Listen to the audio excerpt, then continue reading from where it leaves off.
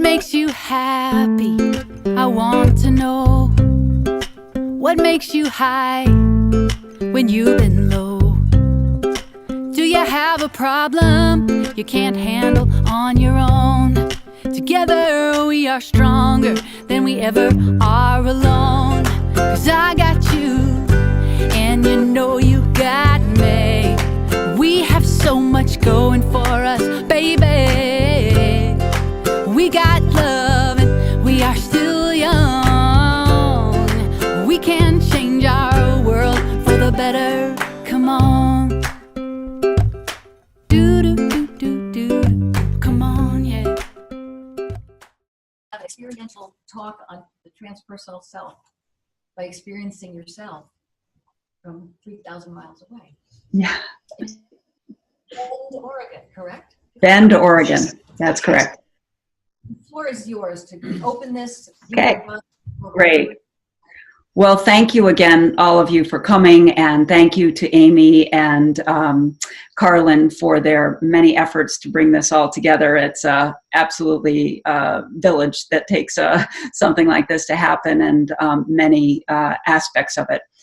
And I think the way that we began is actually so perfect for this topic, right? So we come into the meeting, we come into the room. Some of you are still wearing coats. It looks like it might be kind of a little bit cold.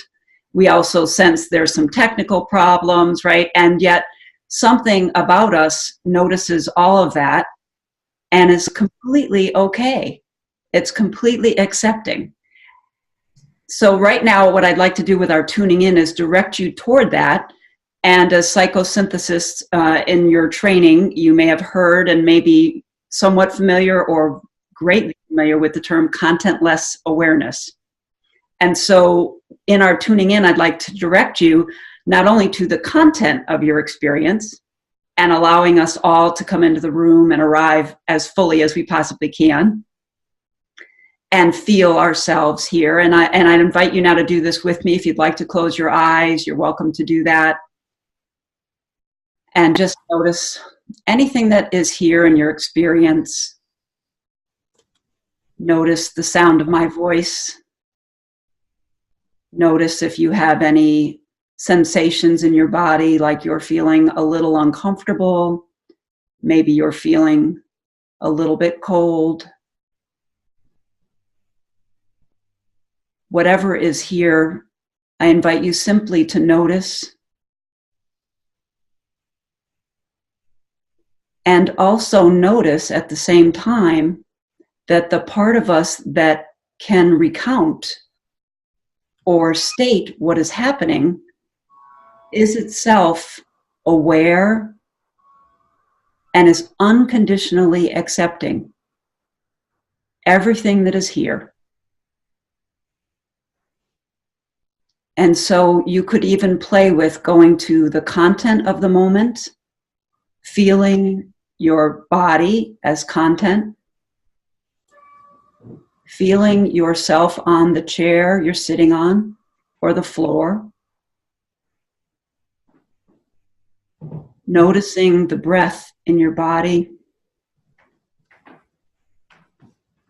noticing if there are any thoughts that are arriving. Perhaps you might be processing what it was like to get to the meeting,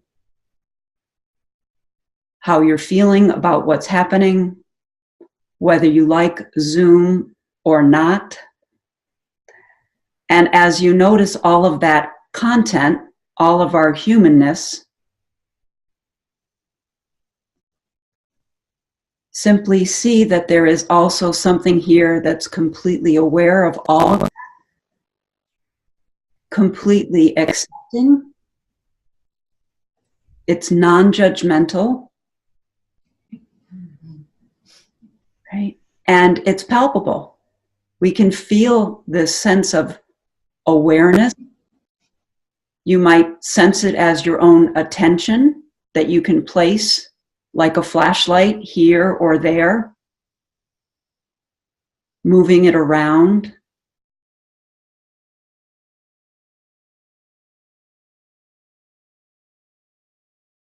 as you're feeling and sensing that, I would invite everyone to just intend, right, toward your heart, perhaps, to sense what is most important for you today.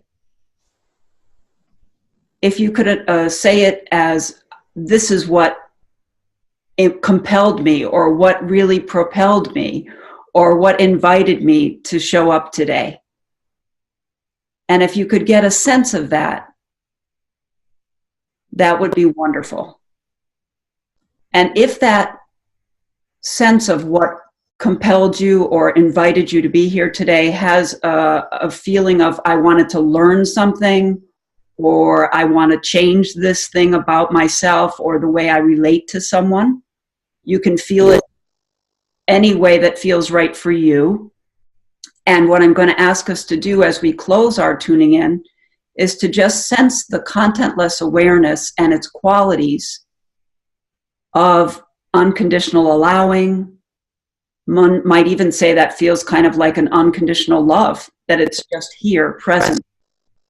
It's peaceful, non-judgmental, allowing, and that our intention is held in that space. So we're kind of getting at a both and, a synthesis right off the bat of whatever is our intention and the experience of contentless awareness and its qualities.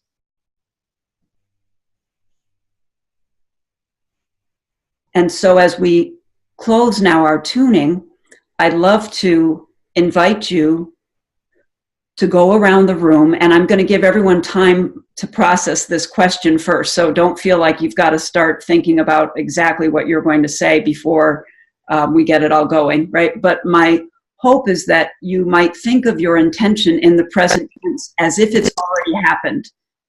So in other words, I'll give you an example. If perhaps the reason you came today is that you want to feel more calm in your life, and you sense the transpersonal has a peaceful quality, you might state that as, my name is Barbara, right? So you can say your name again, my name is Barbara, and then 2 sentences. I'm here today because I am calm, and I also sense contentless awareness, or the transpersonal, as peace.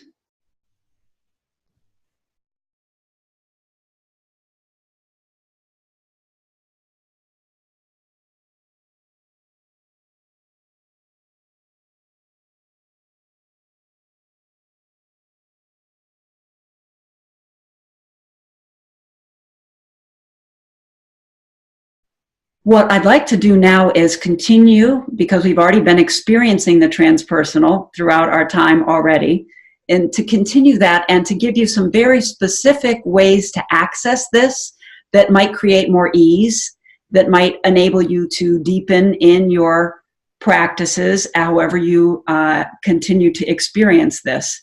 And to do that, what I thought I'd like to do is a bit of guiding. Is that okay with folks? Sure. Yep. Okay, great.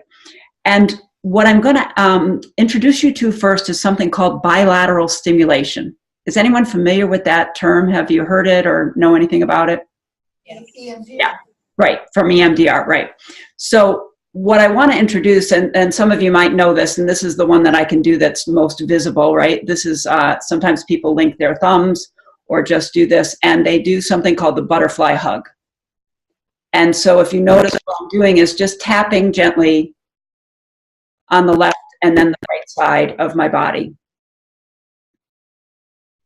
And then I lowered my chin, because when we do this, when our chin is higher than our forehead, we tend to be more in our head, in our thoughts. So by slightly lowering your head and allowing your forehead to come down, and tapping on the right and the left side of the body. And if you don't like this butterfly hug, you could just tap your left knee and then your right knee.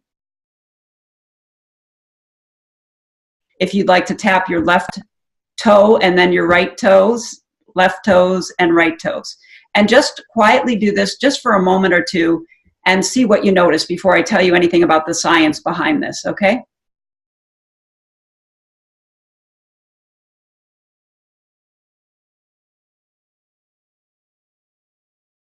are you noticing anything about this practice? And if you need a little more time, feel free to just take a little more time. I notice a feeling in my heart chakra, my heart area. It's Okay. like the energy coming into that area of my body. Interesting. Great. Heart energy increasing. Yeah, great. Anyone else? Centeredness. Centeredness. Great. Anchoring. Beautiful. Warmth. Warmth. Great. Feel a tingling in my chest. Lightness. Okay. Tingling in your chest? Yeah, great. Okay, so you can pause that, or you could continue if you'd like that and it feels good. You're welcome to continue that at any point during our time together, any kind of bilateral stimulation. And now I'm just going to recap. What I heard people say was that they felt, no one used this word, but I got the sense that people felt present. There was an activation for some of heart energy, tingling, almost, I heard Tommy say, like the life force, right? The tingling, like kind of like the sense of our presence as life. So we're alternating access to the right and left hemisphere of the brain. And in doing that, we're not resting on just our right side brain or just the left side, which is the experience of duality, right? It's one thing or the other, right? So synthesis, as most of you know, I know there's some new folks too, right? Is that we talk about how on one hand I feel this and on the other hand I feel that. And we talk often about bringing those two things together, right?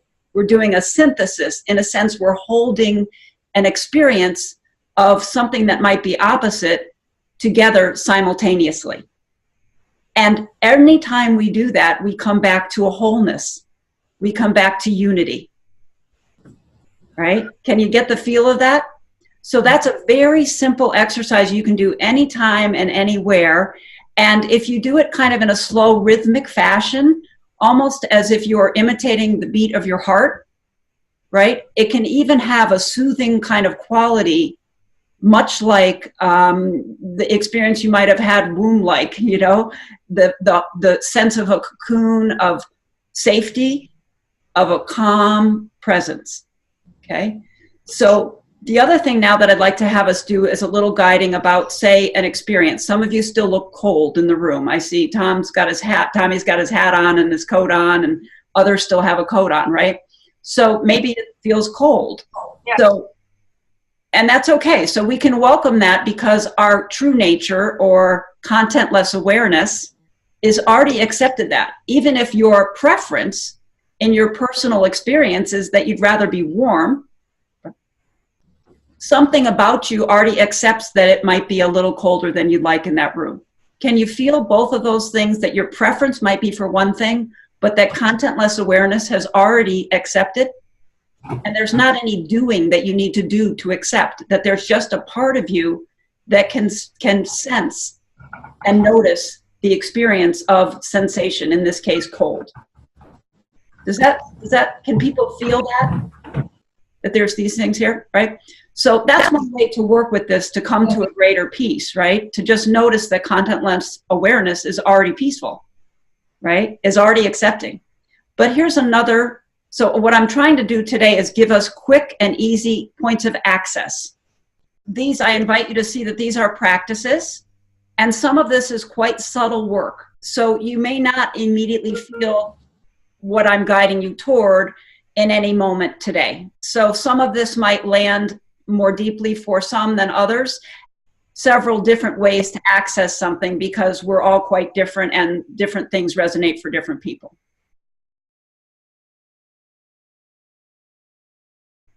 Some of you are feeling cold, and can you also imagine, either in memory or you know, a recent moment, even, right, far memory or recent, a time you were quite warm? Maybe we're on a beach at one point, and can you feel the sense of being on the beach and being hot, or being by some water somewhere and it's a hot summer day? Can you get a sense of cold and also imagine hot? Yeah.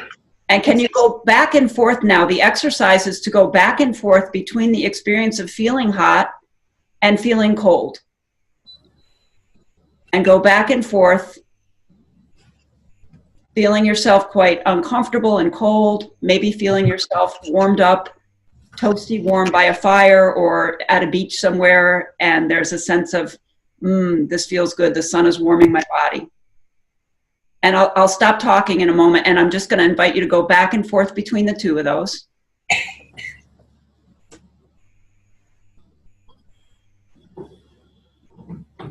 And now, can you imagine that they are here together? So we're simultaneously going to feel the experience of hot and cold together.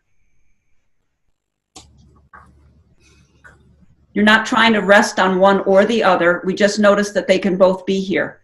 A sense of hot and a sense of cold can exist simultaneously.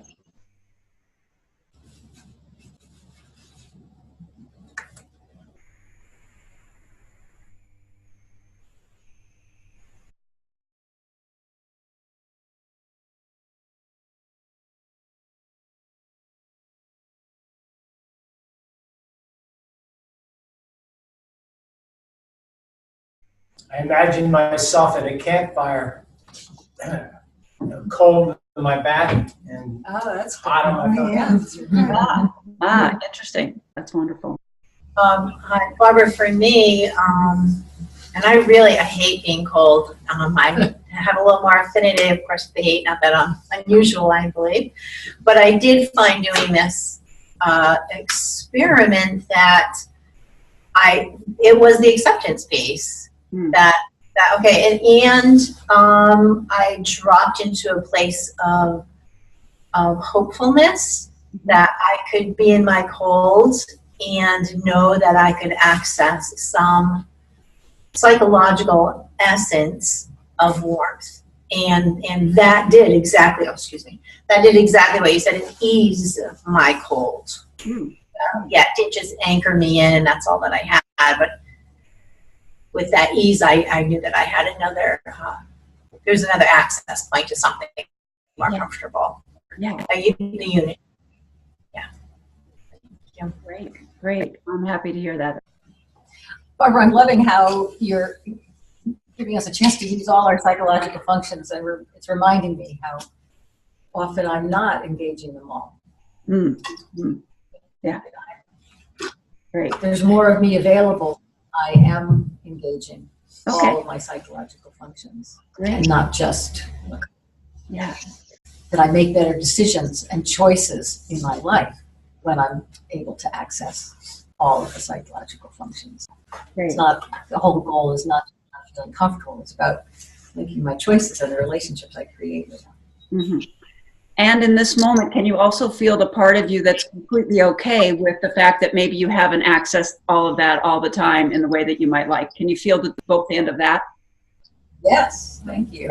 Yeah, right? So in any moment that something arises that might feel like, oh, a change is called forward or something's occurring that I'm not happy about, simultaneously accessing the part of us that has already accepted that can bring more ease and a sense of wholeness, right? Because we don't just split off into the part of us that is bringing up something that needs attention.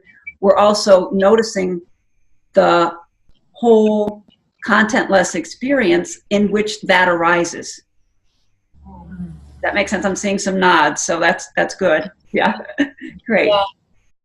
With that, I'm curious now if people feel complete on this little portion, if you'd like to do something where we're going to experience a sense of unity, because one of the things that people thought of as the transpersonal is that it's something that's a unifying or a whole experience. And I want to read first a quote from Asa Jolie, because one of the things I think often people misunderstand is that they sense their higher self as somehow different than the higher self of the person next to them.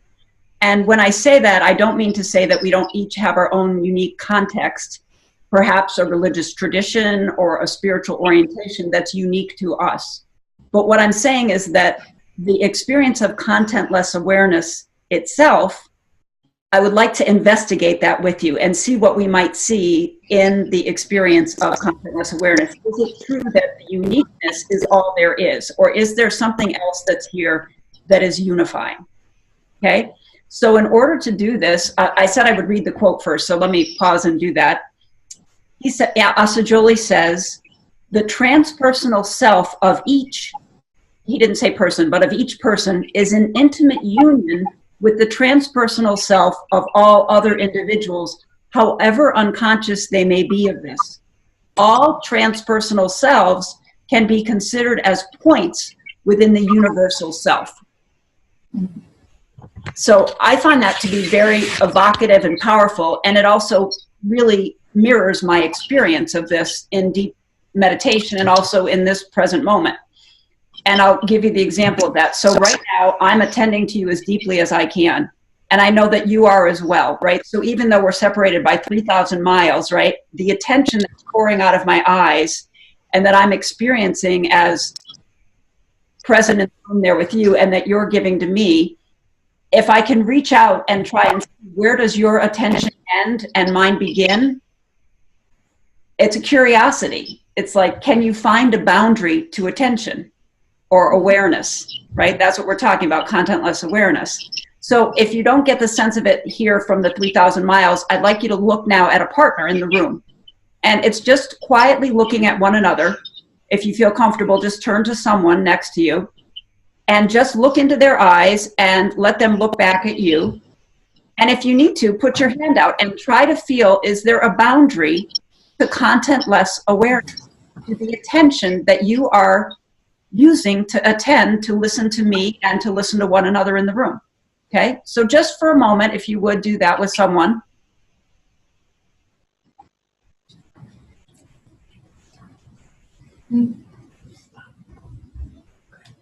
And as you do that, perhaps can you feel that attention can also be felt in the back of your body?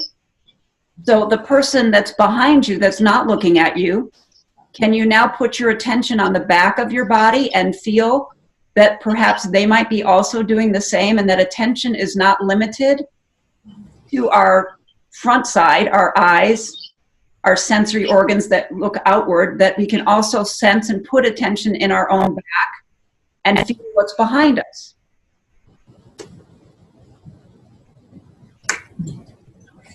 Okay.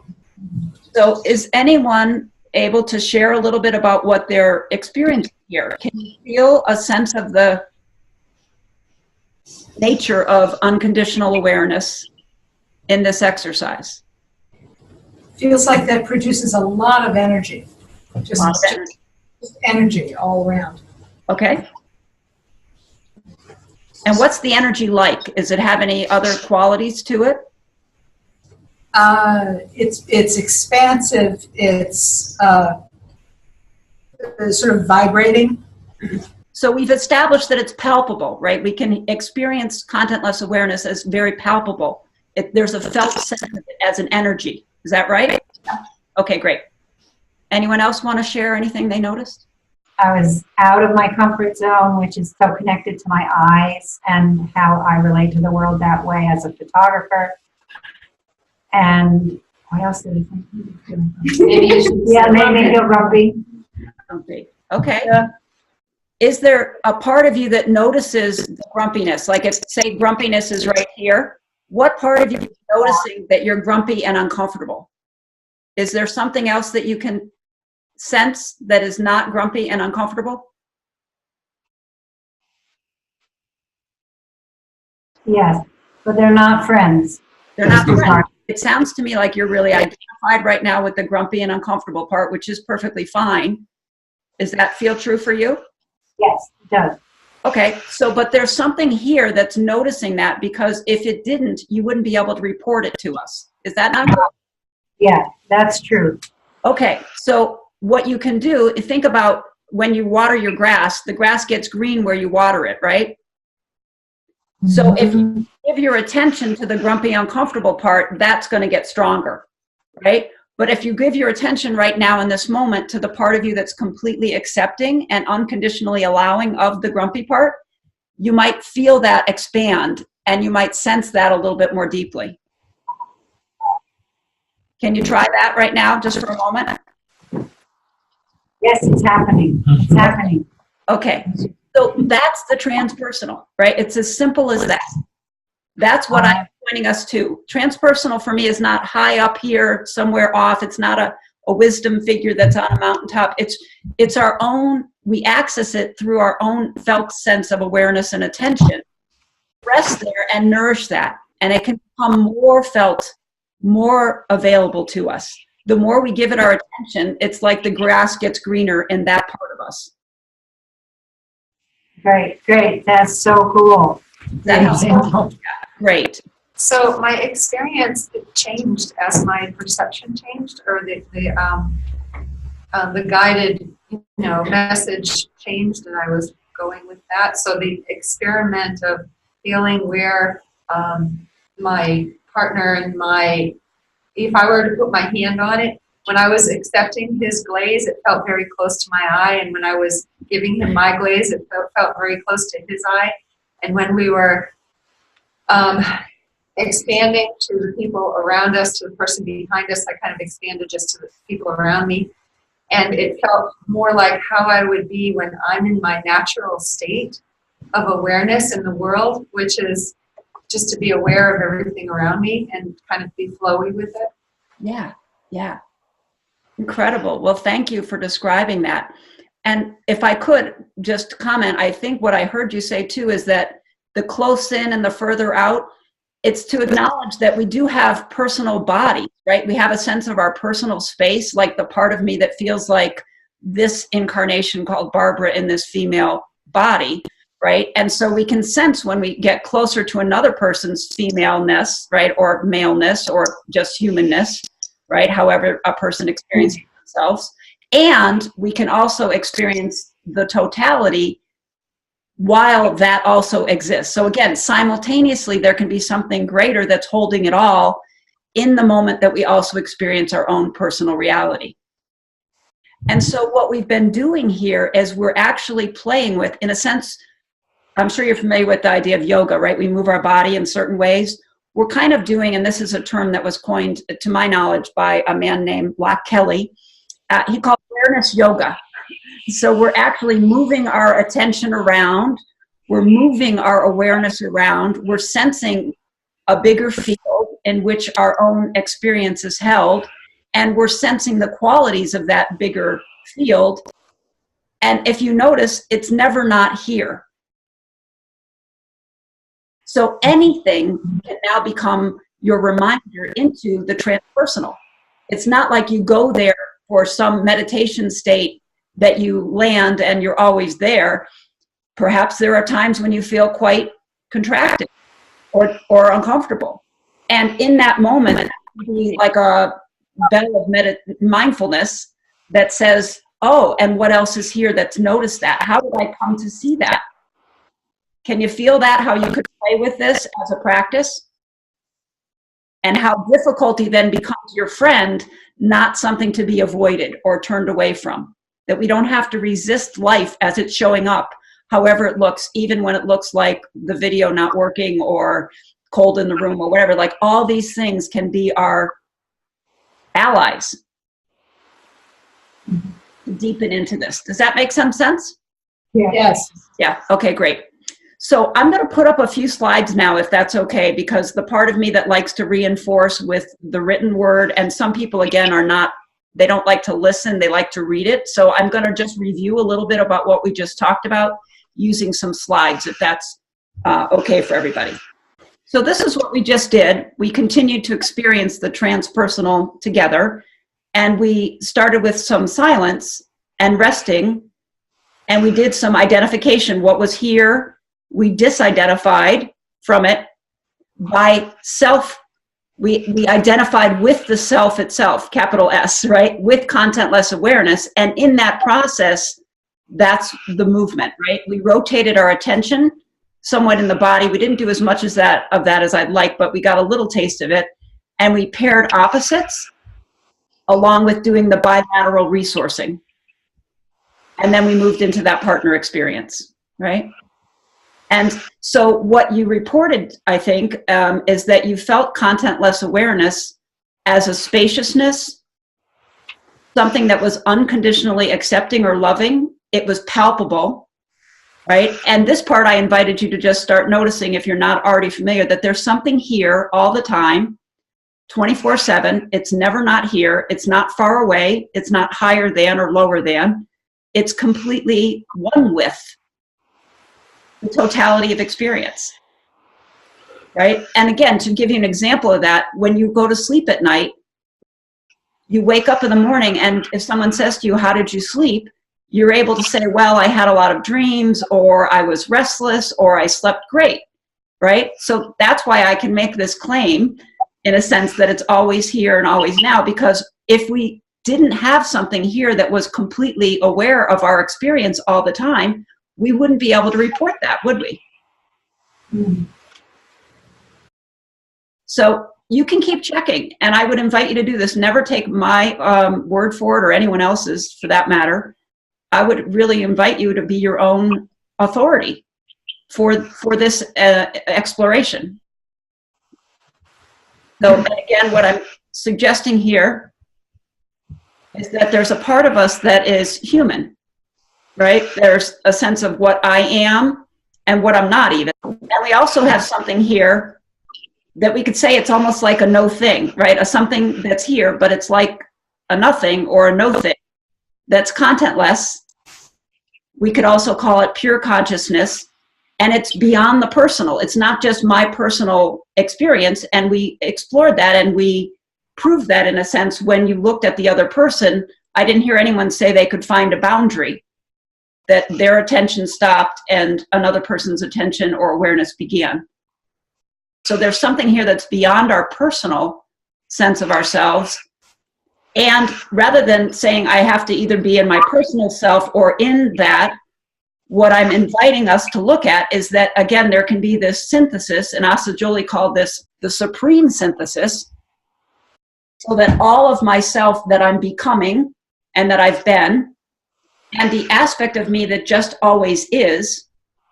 So we're human beings, right? So I'm teasing this out a little bit if you can get the feel for it, right? So our humanness, but also our beingness, right? And that when we really hold those together simultaneously, we arrive at an experience that is much more effortless, peaceful, loving, kind, compassionate, unifying, whole, all the things that you reported to me in the beginning of the tuning in that you sense the transpersonal as. So you'll notice that I use a lot of different words to point toward what I sense is the same ultimate reality. So when we're talking about the transpersonal, sometimes people talk about it as the true self. We heard Asa Jolie earlier in that quote say it's the universal self. This for me is quite fluid, and I wanted to just state this because when I was doing a little bit of this practicing with Amy, it became clear that I was using lots of different words and she was tracking what I was saying, and I recognized that for me, ultimate reality both transcends and includes the personal and can be thought of in many different ways, depending on how you've been taught or what your experience is of God, the divine, consciousness, presence, beingness. So again, you don't necessarily perhaps agree with that. I'm just trying to explain for the purpose of this conversation how I'm using some of these words and how I experience this, if that makes some sense. The other thing that I'm doing is that I'm using the word attention as kind of like the flashlight form of contentless awareness, that we can zoom in on something like an experience, or we can open out to feel the spacious reality that is aware of that one thing and everything at the same time. Does that make sense? Yeah, that's great. Yeah. So these, when I came to psychosynthesis, if it's okay, I'd like to share a little by personal experience. I had been studying with two teachers named Adyashanti and Mukti Gray out of the Bay Area here in on the west side of the country in California. And these are some of my other mentors. Kelly McGonigal is a neuroscience researcher out of Stanford. Richard Miller is an incredible human being and teacher. He's developed a protocol called iRest, which is helping people with trauma backgrounds, and it's based in contentless awareness.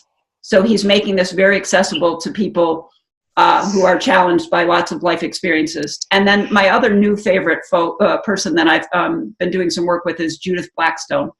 So I just want to share that because my teacher, Aja, often said nothing is like completely our own, everything's borrowed. In a sense, what I bring to you today is the amalgam of all of the teachers that I've worked with and experienced, and I feel like it's good to mention their names because I like to honor their work as well.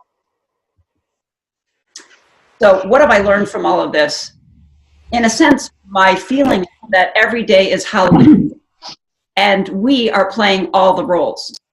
And so maybe go tilt in your head, like, what do I mean by that? How can that be the case? And I'm going to share a little story. I was on retreat. It was a 9-day silent retreat. And about day 8, a question arose within me. I was noticing that there was all this self-reflection, right? Like some of you reported, like, well, I noticed, wow, I could be doing this differently, right? So we reflect upon our experience and we bring it back and we say, I need to do this or I need to do that. You get the sense of that? So I'm saying that is like that quality of self-reflection. We bring it back, we interpret our experience and we say, this is what I need to do. And I had been living with this and a curiosity arose. And the question was, just because there's self-reflection, does that mean there's a self there, that there's someone separate? And as that question arose, the reality came forward that there was nothing there separate, that I wasn't separate in my essence from any of you or any of the world. And so I have this note up here, Harry Potter's twist on the visibility cloak. If you're familiar with the Harry Potter story, in that Harry can put a big cloak over himself and become invisible. And when I went to the airport after this retreat, I was in San Jose, and I looked around, and the experience I had was that it was as if God or the divine or the transpersonal, again, however you sense this, had put a big cloak on everything and called this part of God a tree. And this part of God is called Carlin. And this part of God is called David. And this part of God is called Barbara over here. And this part of God is called the airplane. And that this contentless awareness as substance, as a felt palpable reality, had taken the form of everything I could see, taste, hear, feel, sense all around me. And so that realization, though, that understanding did not necessarily come in and make me completely peaceful all the time, never gotten any kind of challenge or difficulty ever again.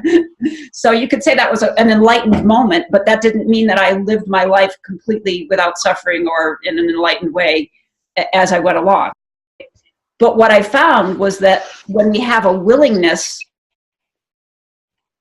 to keep looking and practicing, that we can very much learn to embody what we have seen, even if it's what we just saw here today, if you just brand new like one person is to this today, that by our willingness to keep practicing, we can make these things more and more part of our lived experience.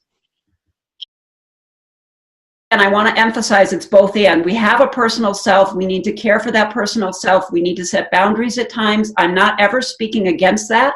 When I say there's a unity here and that we all are the one thing, that doesn't mean we get to do anything we want to anybody around us in a way that's inappropriate or unkind, and that we don't set boundaries when other people do things like that to us, right? So it's always both and.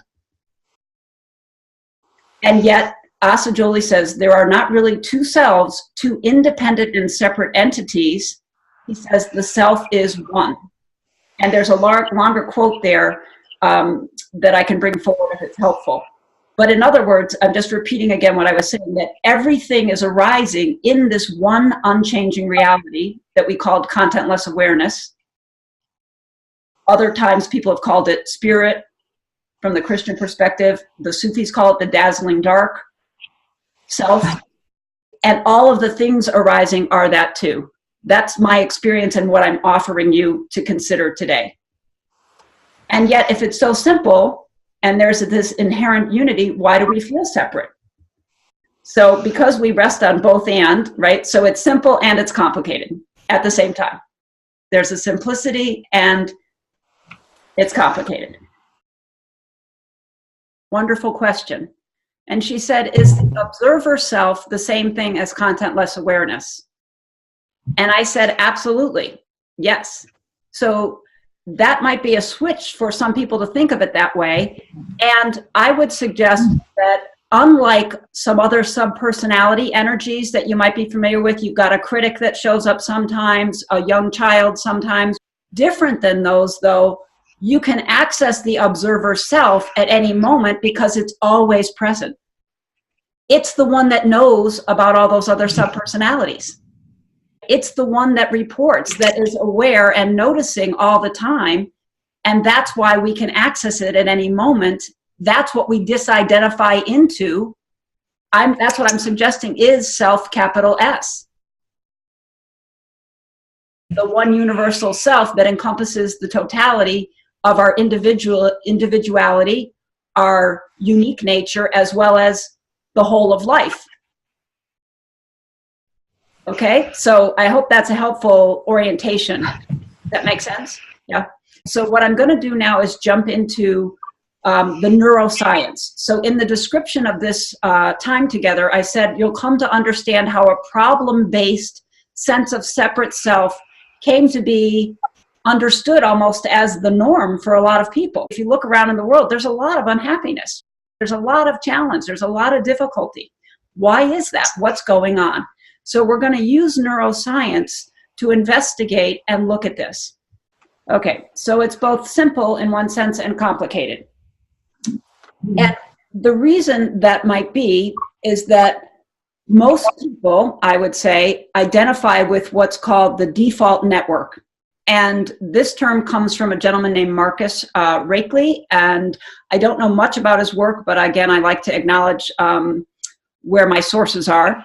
So in a moment, you're going to see there are 4 components that make up what neuroscientists call the default network.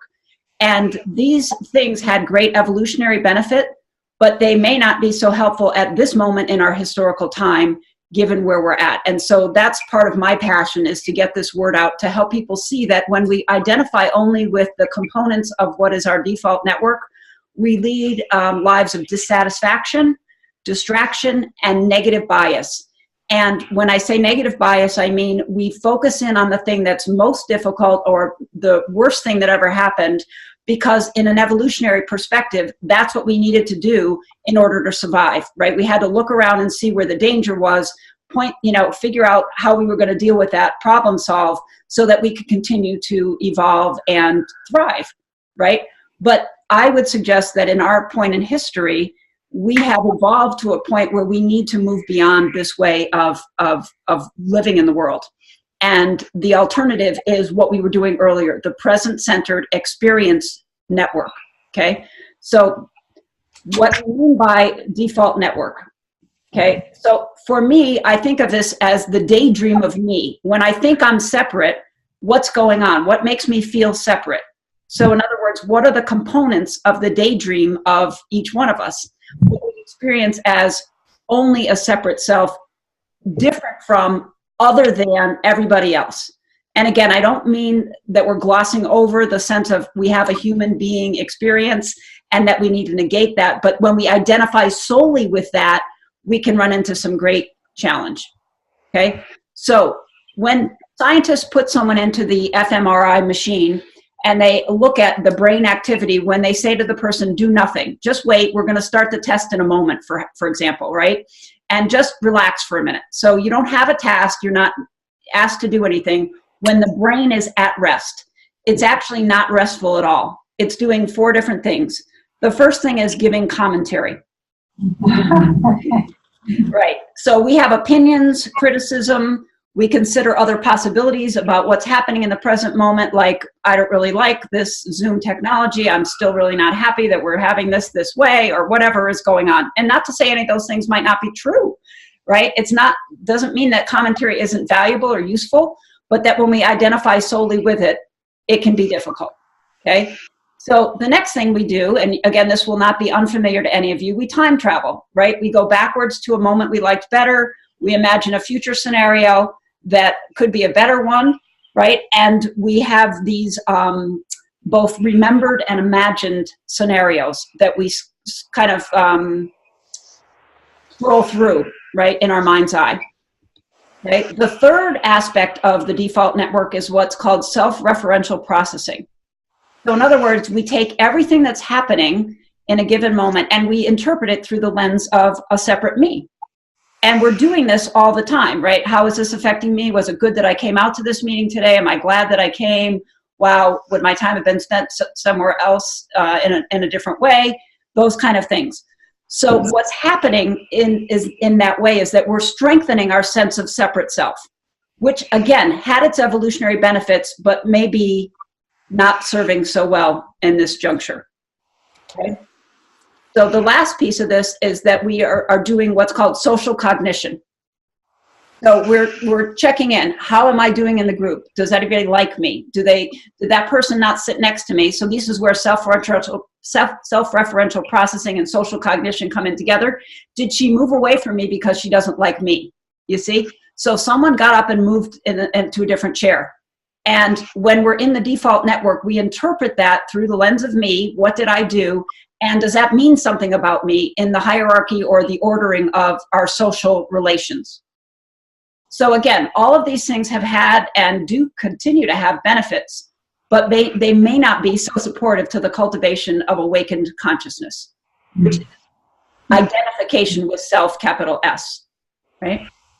So, and again, this is a brain that's at rest, that has no training. It has had no training like mindfulness practice and so forth.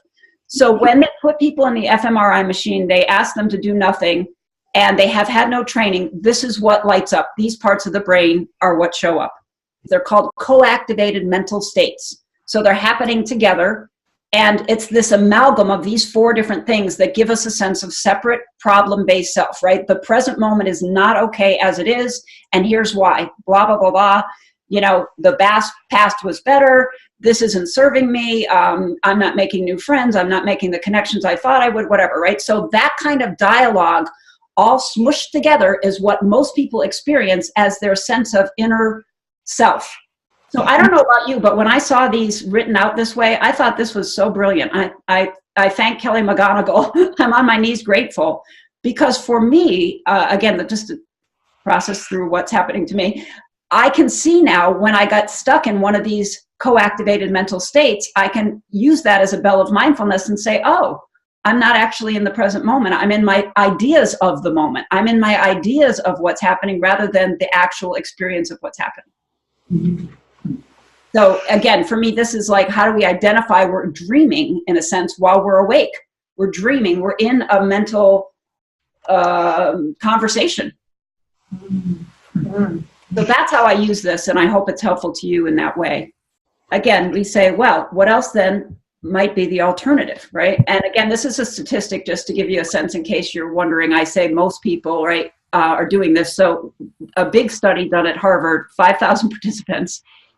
And the name of the study is interesting. A wandering mind is an unhappy mind. They noticed that 47% of the time people are dreaming all day, every day, no matter what they're doing, unless they're in sexual intimacy, which then they're only doing it 30% of the time. So this is very common. For a lot of people, right? So, and we do it all day, every day, no matter what. And that's quite startling. And it also gives us reason for really looking at how then we make change. So what's the alternative? And what we've been doing this morning already is cultivating the experiential network, or what's called the present-centered network. And I'll tell you in a moment how we get there, but an interesting piece to me was that, again, I'm referencing Kelly McGonigal's work, but she says that when they put people in the fMRI machine and they look for the present-centered or experiential network, if you haven't done any mindfulness work, if you don't sit in silence once in a while, if you don't train yourself to notice the space of contentless awareness, this experiential network doesn't exist. Wow. It's not like you turn it on or turn it off. You literally build the network by doing these things. Wow. And I think that's fascinating because, again, if you have the moments where you think, well, is it really important that I put down the newspaper and fully focus on my lunch today and eat it like for the pure enjoyment of eating? Like, is there any good that's going to come? I just want to reassure you, absolutely. You're actually growing your brain and you're growing this present center network. And the more you do it, the more you practice giving your full attention to something, the more this region of the brain lights up when they put people in the scan. And what's interesting is that they've done this with a lot of advanced meditators. When they say, okay, now you can stop, that part of the brain is still lit up. So it has benefits that are magnified, and they multiply out, not just when we're actually deliberately intending for that to happen, which I think is, again, very interesting. So how do we do this? How do we change our brains and cultivate this? So I put all three on here at the same time. Direct experience is what I'm highlighting of whatever is presenting in your life. So when you see that, okay, I'm having an experience that you may not particularly like, but instead of going to the mental function that complains about it, resists it, compares it to what happened in the past, so forth, can you allow it to just be there? Like, wow, I just feel cold. Can you let cold be there as a sensation in your body without commenting? And how do we do that? Well, we rest into our contentless awareness, which already is completely free of all that commenting. So let's try that now, right? So you might not be cold anymore. Maybe you're having another experience. Maybe there's an emotion present. So whatever is your present experience, I'm just going to pause talking. Let that just be here without a comment. And if you notice comment arise, try the bilateral stimulation. Maybe go back and start tapping either on the butterfly tapping or on your knees and see if that quiets the voice. Okay, so let's do this experiment together now, right? Just let yourself pause.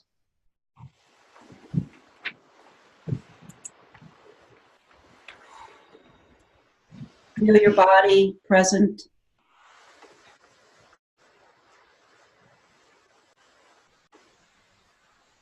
Notice any sensations.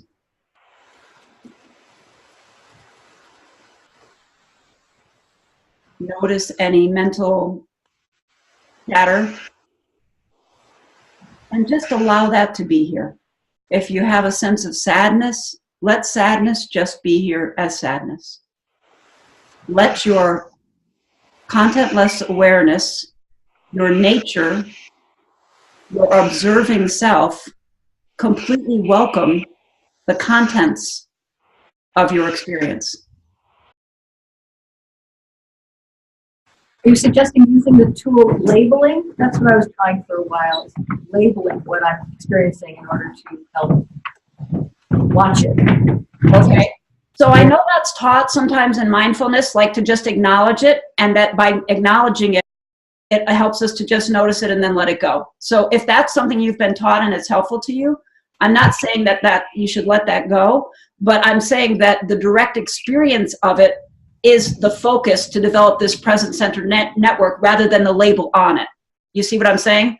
So you can label it and say, okay, sadness is here, but then feeling the sadness as a sensation rather than your ideas about sadness is what is going to strengthen this part of your brain and give you the experience of life in a more rich and full way rather than your ideas about it.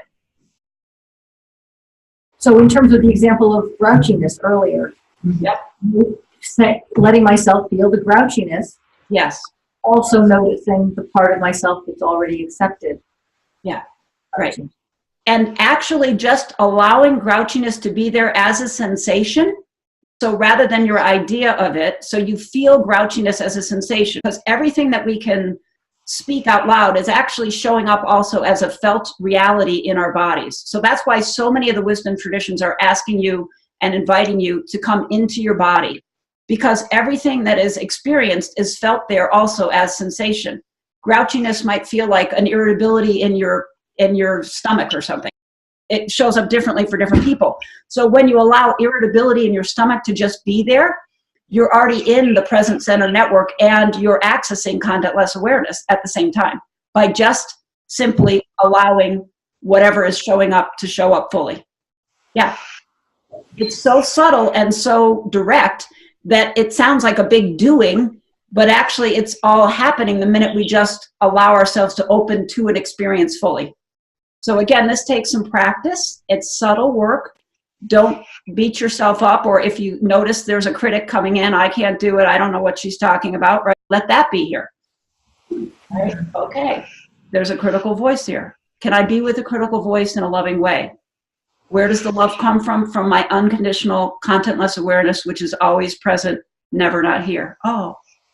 Then it's more like, oh, sweetheart. It's more, the sensation of it is more like an embrace rather than a like, ah!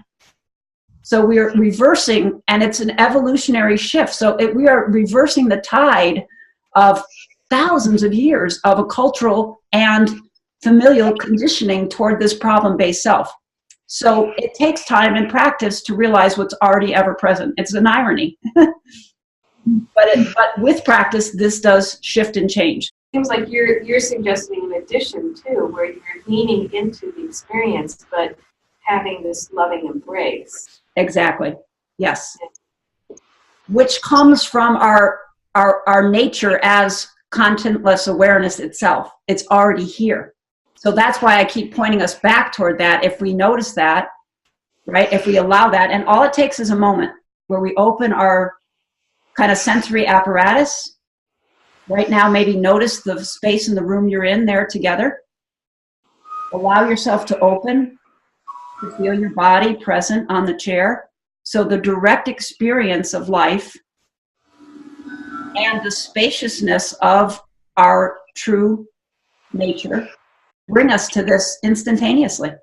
That loving embrace is immediately available. This, to me, is the key to activating wholesome change. We're cultivating the beingness, what is beyond our personal experience, and then we're showing there's another way of being in the world, and we're cultivating well-being as a result of all of that. So again, we're human beings, but if we focus only on the humanness, which is our default state, right? Commentary, all those things we just talked about, right? If we're focused there, then that's what grows. When we focus on our being aspect, contentless awareness, something else has the possibility to emerge. Whenever we choose to change our focus, we're using our will.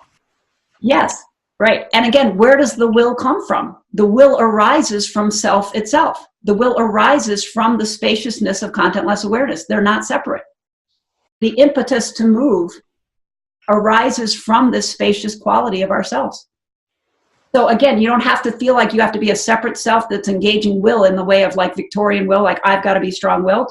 You just allow your self to open to this, our nature as contentless awareness, and then a movement arises to go toward this and not toward that. And so we can be at ease and gentle with ourselves, trusting that we are guided moment to moment in the ways that are going to best serve us. So what you're looking at here is called the homunculus. It just means tiny person. And what you're seeing is two different versions of when they look at the areas of the brain that have the most sensory input. So in other words, the most real estate in the brain that maps to parts of the body. Okay? You can see here what's elongated. It's the hands, the thumb in particular, our mouth, our tongue, and all of the sensory apparatus. So by putting our attention in any one of those parts of our body, we are more apt to access this experiential network than we are if we don't do that.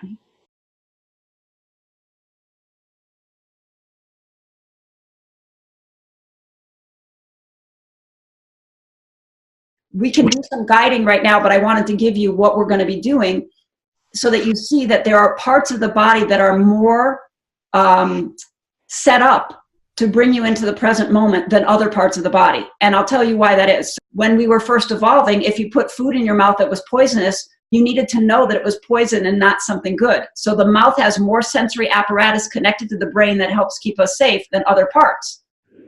So when you put your attention in your mouth, and I'll do some guiding in a moment about this, and all around your mouth, if you're having one of those like fright or flight moments, you're in some kind of thing, and you bring your attention to your mouth, you're going to help yourself calm down. Same thing with the hands, bringing your attention into your hands. Again, not watching them from outside of you, but feeling your hands from within And do it with me now. Just feel your hands, right? Feel the pulsing in your hands. Feel the presence of life. And the reason why this part it became so important to us in our developmental stage was that this prehensile ability to grip, to put the thumb and the forefinger together to pick something up, this was so important to the evolutionary development of us as a species that more of our brain got connected to that part of the body. So by putting your attention in your hands when you're activated in a difficult moment, you're going to help yourself calm down and bring yourself into the present center network. So most people would say, what's the most sensitive part of your body? You might think your genitalia, but actually it's not. The most sensitive part of your body are these places that you can see here that are proportionately shown larger. Anything around the face and the sensory organs are absolutely going to help you with this. That's why people who study mindfulness say, smell your food before you eat it. Taste the food. Let it be savored in your mouth. You see, because all those things bring you into this present center network. Are those lips? The lips, absolutely. The lips and the tongue are quite large. The eyes, the face. You see, the whole face is quite a bit bigger than the rest of the body. Right? So the whole face, the ears included, are absolutely essential, as well as the hands. So the other thing that researchers have found is that space itself resets our neural networks and helps us come back to balance. So again, from science, we know now that while it seems like our body is full of matter that's all separate and concrete in a sense, there's actually more space in the body than there is actual matter. So putting your attention anywhere in your body is going to help you with the feeling of a quality of spaciousness, as well as feeling the space around you. So right now, feel the space on the right side of your body between you and the right side of the room. And just put your attention on the space itself in the room. And then now put your attention on the left side of your body. And then notice the space beside your left side of your body between you and the side of the room that is on the left of you. You notice how the mental chatter immediately calms when you put your attention on space? Just raise your hand if you saw that. Yeah. Okay, so almost everybody, it looks like, can feel that. So I'm giving you, we're going to do this in a moment, but I'm giving you the information first, just so you know where we're headed. So the importance of that homunculus for being awareness in the body, not for being the body. Remember psychosynthesis? I have a body and I am more than that. So to be awareness in your body, the relaxation that comes specifically from putting our attention in our mouth, our ears, eyes, both hands at the same time, diminishes our self-talk. And then the importance of space connects us to this undivided reality, this wholeness that is always present, in which we are not separate from one another. And then simultaneously feeling the space in your own body and the space around you, which we'll do in a moment, okay? Simultaneously holding opposing experiences in your awareness brings you into the experiential network. Okay, so think about it as either or, right? When I think, well, it could be like this or it could be like that. When we weigh in on one or the other, okay, we're going to be in the default network, which is duality. It's this or it's that. When we're allowing things to exist simultaneously together, we bring ourselves into this present center network and we grow our brains. I don't know about you, but I think this is unbelievably interesting and fascinating, and truly it is fun to practice this. And I just am, this has totally changed my life to understand these things. I've been practicing mindfulness since I was in my 20s. But when I got the science behind it, it helped me to embrace it even more fully in a more clear way. And I've been very grateful for that. So again, for those who are maybe new to some of this, please be patient. These are subtle shifts, and it can take time to cultivate what is timeless and ever present. Let's pause there and do some of this experiencing. Is that okay with you? Yeah. Okay. take about 10 minutes to guide, if that's all right with you. And I'm going to do it a little bit more fully and a little bit more spaciously than I have. I've been giving you tastes of it and little snippets. And if it's okay with everyone, I'd like to lead you through a more full experience of this guiding, if that's all right. Yes.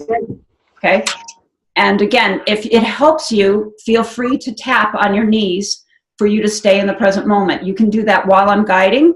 Okay. And that's that bilateral stimulation. Or if you'd like to keep your hands up here and do this while I'm guiding, that might help you to deepen your own experience of the presence. You're welcome to do that. Or if you have an experience that arises, I really don't like this, just see if you can notice, oh, but something in me does like this. I like it, I don't like it. So you can pair opposites, right? So if you have something come up while I'm guiding that seems to not want to let go of you, try to feel its opposite, and then practice while we're doing this to help you experience it even more fully. And I'm building on the beginning parts that we did together. Does that make sense? Okay, great. See if there's something you can do to readjust your body so that you can get even more comfortable than you were a moment ago. And if it's helpful, you can rest your arms.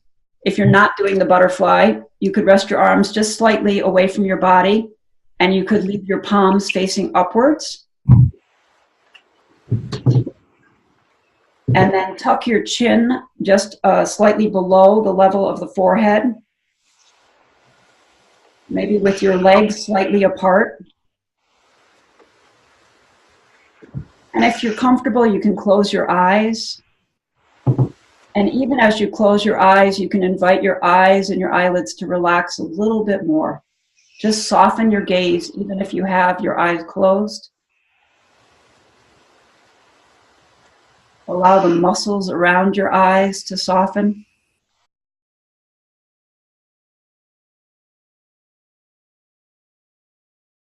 Begin to experience more fully this spacious sense of ourselves. If something arises that is challenging or difficult, again, just allow yourself to feel the space in which it arises. Notice that part of you that's already completely accepting of it, and welcome every sensation as a messenger that brings you back to the true self, to the higher self, to this experience of contentless awareness. Everything that arises in the field of presence is our ally. And so in this comfortable position, I'm going to invite you now to put your attention in your mouth, to feel the presence of your own tongue. Notice the roof of your mouth. Notice the base of your mouth, the jaw. Notice the back of your mouth. Notice your teeth.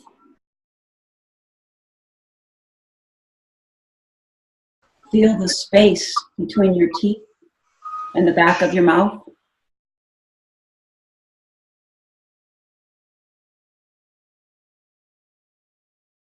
And allow yourself to feel your whole mouth at the same time.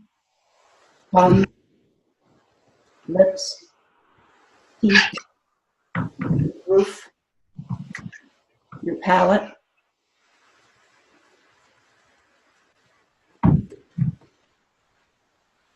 And from the inside of your mouth, allow yourself to trace the channels that connect your mouth to your ears. From the inside, moving up through the ear canals with your attention. Noticing the inner ear. Noticing the outside of your ear. Notice the space between the left ear and the right ear.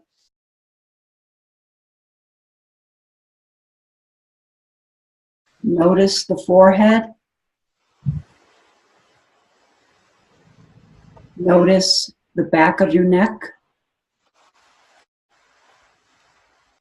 And allow your attention to drop down through your neck and your throat to your shoulders.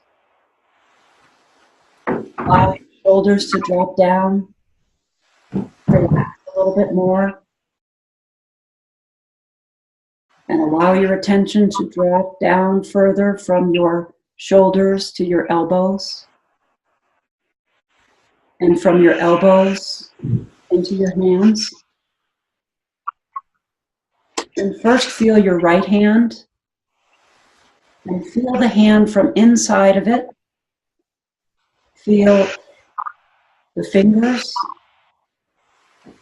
And notice your thumb. And notice the space between your thumb and your forefinger. Notice the space between all of the fingers. And now notice the left hand. Notice the space inside of the hand. Notice your thumb and the space between your thumb and your forefinger, as if you were holding an egg there, an imaginary egg between your thumb and your forefinger. Feel the space between those two. And then feel the space between all of your fingers. And now go back and feel the right hand again. And feel the left hand. And the right hand. And the left hand. And now feel both hands together.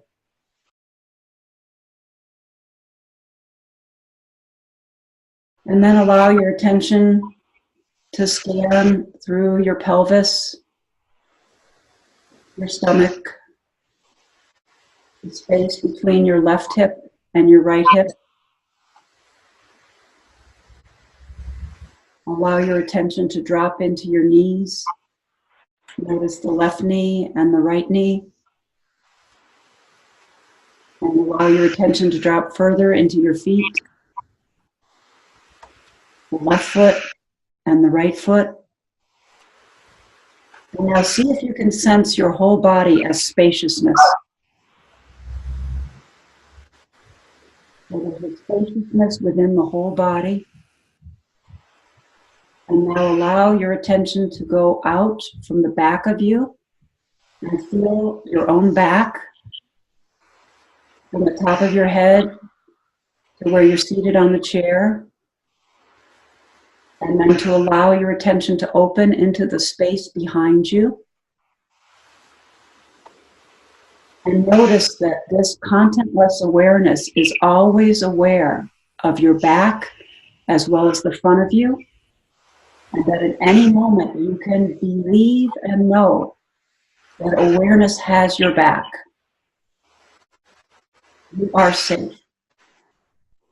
In an ultimate sense, there is a safety here that is beyond understanding. And a peace that is defied understanding from the brain.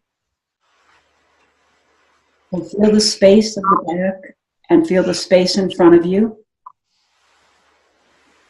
And feel the space in the back and in the front of you at the same time. And now feel the space on the right side of you and the left side of you. And the back and the front at the same time. And allow your attention to go out further. Allow your awareness to expand further, to inhabit the whole room and everyone in it, noticing all of the arisings. And if it's comfortable, you can allow your attention and awareness to expand even further beyond the room that you're in all directions.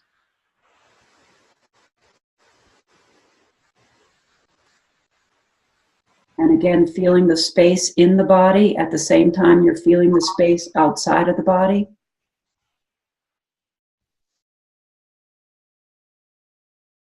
And now we're going to come back in to our present moment and notice what's here. without going to our mind for a second opinion about it, just experiencing what's here, what's palpable, what's alive here in this moment. And so I'm going to invite you now to come back in and fully inhabit your own particular form with your name, the life that you lead, and notice that you can be in your life, in your awareness of your whole life, all of the challenges, all of the joys, all the things that make you who you are, and all the potential you might be. And all of that is present here at the same time as this expanded space in your body and all around you in every direction. And to the best of your ability, allow yourself to feel the both end of this multidimensional reality, the totality of wholeness, the unity of all things, all beings, all experiences, all aspects of creation are not separate. And at the same time, we each have a unique and individual life. And it's all here at the same time.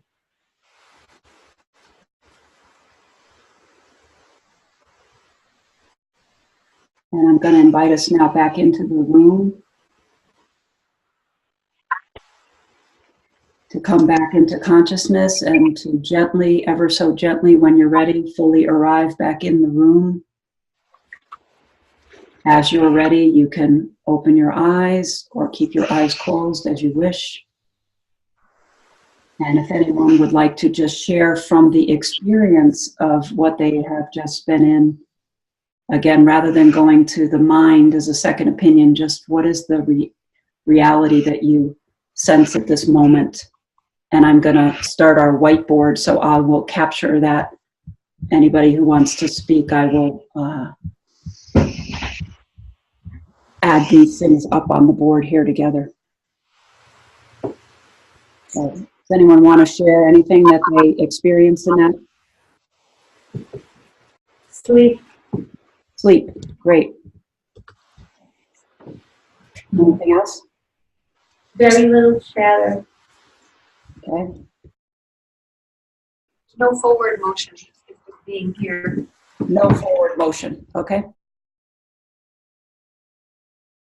I kind of sensed that I wanted this to be true, and yet I didn't want it to be true, and yet at the end it sort of turned out to be true. Okay, great. Anything else? Present.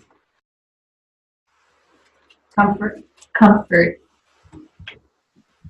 Spacious. Expansion.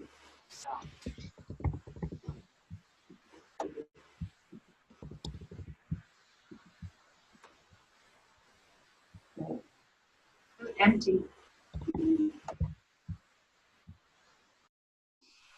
Held. Held. Peace. Content. Letting go, letting be.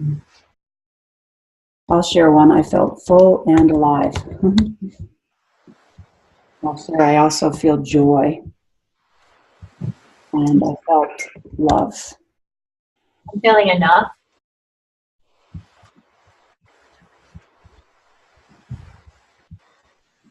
Compassion. Wow. I don't know about you, but again, that feels so incredibly powerful. Feel all that is there. And did you feel like you had a capacity to allow something that maybe didn't feel pleasant to be there as well? Did anyone have that experience where maybe something was arising that felt less than ideal, but that they were able to be with that a little bit differently as they were experiencing this? Yes. Yeah, okay. So I'll just write that down just to capture it. So allowing difficulty, just to, for lack of better, right? Easier maybe to allow. I was about to say allowing distraction. Okay. Great. Okay, well, thank you so much for that sharing. I'm really grateful to all of you. And I have saved that board so we can refer to that again too. I want to just ask, can you feel how we're building some skill set now? Can you feel the guiding that I'm giving you, that we're really, I'm offering particular keys that I hope you can come back to as a way to access this? And are you getting the sense that contentless awareness, that the transpersonal is not somewhere far off, that it's right here in any moment? It's just nods, yeah. Okay, so that to me is so essential.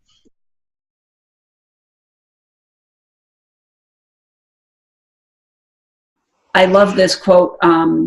It's in the middle there. So I'm showing us that there's a difference between experiencing the contents of consciousness and merging with or being overtaken. I like the way this is said. When we merge with the contents of consciousness, we lose our connection, in a sense, with the ground of our being, which always and already transcends the specific content of any moment of consciousness. And Aja, the teacher here, says the ground transcends duality even as it is its source and substance. So in other words, all that arises is none other than this one thing called consciousness. But again, to go back to my analogy about Halloween, it's just taking the form of whatever's here in the present moment. Like, poof, here's some anxiety. Poof, here's some sadness. Poof, here's my mother-in-law yelling at me. Poof, whatever, right? Fill in the blank for you. All of those things are the one thing. So when we can meet them all as messengers, we can allow ourselves to come back in, to be with ease, and to not feel like we've got to get it together so we can be peaceful. We can just rest and open into the peace that's already here. It's okay with you, I'd like to share a little bit more about how I've been using some of this in my own life to give you some possibilities. Okay? So let's get even more practical. So for me, I say practice is related to the practical. When do we practice? 24/7. Yep, every day, often, anytime it occurs to you. That's when practice happens. You can also set specific times aside, which I do in my daily life. I meditate every day. But it may be more helpful to begin, if you don't have a meditation practice, to just think of it as my practices whenever it occurs to me. I'll give you an example. I was playing tennis. I like tennis, but I'm not very good. I'm a beginner, right? And as I started to play badly. I welcome that, or something in me notices, oh, I'm getting agitated. So what do? I notice the space in which it's all arising. And in a gym and playing tennis, that's quite easy to do. I opened my attention out. I felt the space in the room and the inherent unity between me and the other person. There was a part of the reality, right, that was bigger than me over here and that person over there. I could feel the oneness of both of us. And there was no separation in that moment. And in that way, just to give you the sense, I could feel that the other person playing was me. And I could rejoice in their good shot, even though in the truth of it, my unique essence wasn't making a good shot, but I could experience the lifeness of us in the other person making their good shot, and I was more relaxed, you see, and I was able to come back in rather than staying in my agitated state. I was able to relax and then focus in on my shot again and come back to myself in a way that was more full and more real than I would have been if I had stayed in my agitated state, feeling upset with myself and trying to kick myself with my judge about why I wasn't playing better. So a small example, but this is some of how I play with this. Another example might be if you like to play cards. So again, these are low stakes kind of experiences, right? There's nothing really riding on my tennis game. I'm not in, any world championship or anything. And when I play cards, usually it's for fun in my family, although I do like to win, as does my husband. So when we play, though, I can feel when I start to lose, I can feel him winning as the totality of life winning over there on that side of the table. I don't need to separate out and say there's something wrong because I'm having a different experience. I can have the totality of it, meaning I can have my experience and the other person's as well, and I can feel the center network grow because I'm not landing on just one side or the other. You're by yourself now. Maybe you're making a puzzle. You might get frustrated. I can't find the piece that goes here, right? But can you open out? There's a lot of space in the places that haven't been done. So space is everywhere, and you can use any example to do this at any time. for me, I was raised in the Christian tradition, and I like this phrase from Corinthians, love never fails. So in this sense, you know, there's a lot of pressure for all of us to succeed, to accomplish, to do, to be. For me, I can just rest into this part of myself that never has failed, ever. No matter what I've done, there's something here that's completely been there, and it's never failed. It's always been there. And this is a source of joy, and we are all that love. So what we've been doing is simultaneously holding opposing experiences in our awareness. Pairs of things like joy and sorrow. We alternate between them and then allow ourselves to feel both at the same time. Okay, we put attention in the body and relax the body, starting in the mouth and then moving out to the eyes and the ears, the hands and the feet. And we can do this thing called bilateral stimulation, which allows us to access left and right hemisphere of our brain, which helps us to be in this present-centered network. Okay? Then we can feel the space as we're moving through our lives. So the next time you get up to walk, you can feel the space in the room that you're walking through. So space is always here, and it can bring us back immediately to balance anytime the memory comes. So again, I want to go away from saying you have to remember this to anytime the memory arises, you welcome it. Oh, space is here, right? I mentioned this briefly, and we could do a whole section on how to meditate and what meditation is about, but my mentor, Richard Miller, says every day and often. So little bit and often is better than long periods once in a while. It can take just as short as 8 weeks of 10 minutes a day to change your brain. That's scientific, that's been studied many times, and there's no doubt that we are making changes to our current experience when we allow ourselves time to sit in the presence of presence every day. So we've been doing a lot of identifying, right? We're welcoming what's here, and then we feel the openness, we disidentify, and we identify as self, feel the totality of it. And then this is just a piece of information. If you have gotten triggered, you're in that reactivity place, you're in your, the brain stem, which is back here, the reptilian brain, it takes 20 minutes to reset the neural networks. So that's a helpful piece of information. If you've gotten triggered and you're with somebody that you love, you can say, you know, I really need a break. And you can go take a walk. And when you're walking, you're exercising bilateral stimulation. I'd love for you to consider if there's 1 or 2 keys that you need today to address the intention that you set forward in our tuning in time. Ask your own inner wisdom. What is it that is really here for me today? What is it that's mine from this material, from the experiences we've had, from the group, the community, the wisdom of one another, my own inner wisdom? What is it that is really mine to claim, to take authority and to take ownership over in my own evolution and my process of living my life in the way that I'm called to, and my meaning and my values, okay? So I'll leave this up here and I'll just pause talking and invite you now to just take some time to do a little bit of just jotting a note or two about what you feel is yours from this material.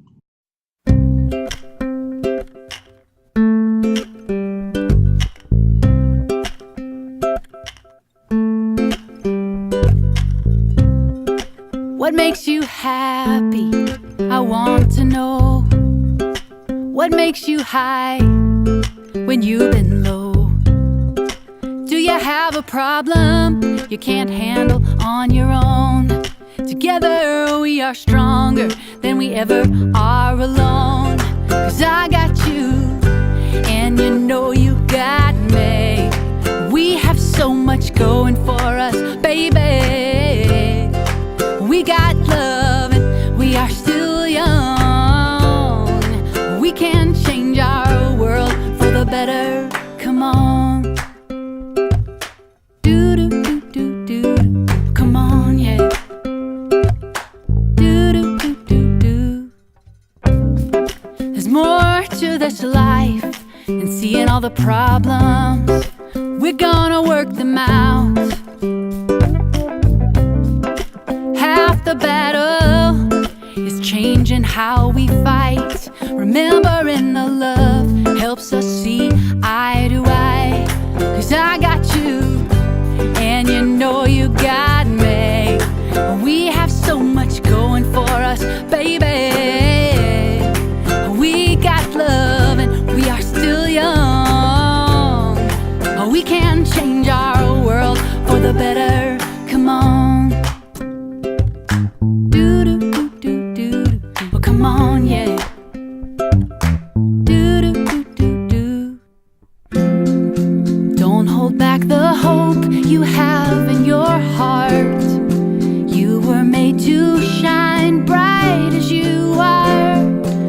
Put your hands in the air, feel the change. You are powerful.